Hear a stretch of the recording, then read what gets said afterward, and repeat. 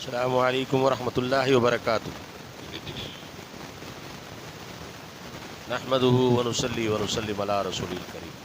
چاند دیکھنے کی 5 سنتیں۔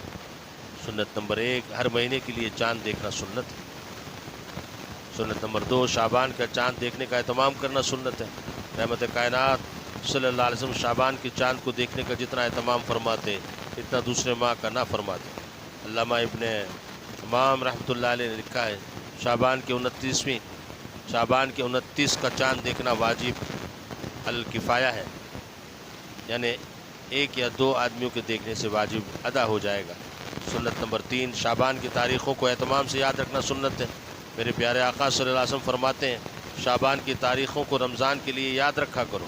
سنت نمبر 4، چاند دیکھنے والے پر لازم ہے کہ وہ اس کے ذمہ داروں کو اطلاع دے دے۔ مسئلہ، 2 عادل معتبر آدمیوں کی شہادت سے چاند کا ثبوت ہو جاتا ہے۔ مسئلہ، چاند کے بارے میں کیلنڈر اور اہل حساب ماہر فلکیات کا قول معتبر نہیں۔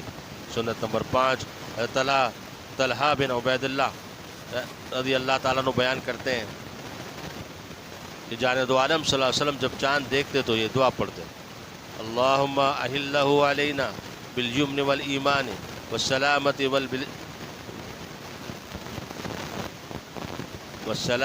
والاسلام ربی وربک اللہ۔ اے اللہ، تو سے ہم پر امن، ایمان، سلامتی اور اسلام کے ساتھ طلوع کر۔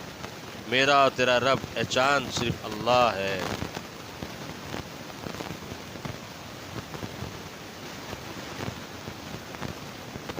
اللہ سبحانہ و تعالیٰ ان سنتوں پر عمل کی توفیق نصیب فرمائے۔ آمین آمین آمین۔ وآخر دعوانا ان الحمد للہ رب العالمین۔ السلام علیکم ورحمۃ اللہ وبرکاتہ۔